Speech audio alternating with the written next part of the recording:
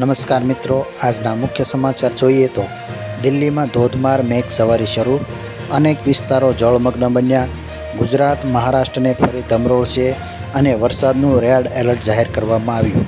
આના વિશે વિગતવાર માહિતી જોઈએ તો આજે દિલ્હીમાં વહેલી સવારથી ધોધમાર વરસાદ પડતા અનેક જગ્યાએ પાણી ભરાઈ ગયા હતા અને અનેક વિસ્તારમાં વાહન વ્યવહાર પણ ખોરવાઈ ગયો હતો.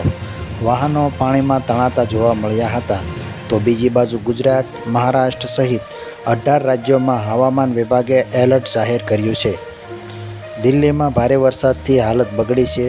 આજે દિલ્હીમાં વહેલી સવારથી ધોધમાર મેઘ સવારી આવી પહોંચી હતી, જેના કારણે લોકોને ગરમીમાંથી રાહત મળી હતી. તો અનેક વિસ્તારોમાં પાણી પણ ભરાઈ ગયા હતા. ત્યારબાદના સમાચારની વાત કરીએ તો 7 મહિનામાં ગુજરાતના ઘરોમાં PNG કનેક્શનની સંખ્યામાં 2.5 લાખનો વધારો. આના વિશે વિગતવાર જોઈએ તો ગુજરાતના ઘરોમાં પાઇપ નેચરલ ગેસ કનેક્શનની સંખ્યા ઝડપથી વધી રહી છે.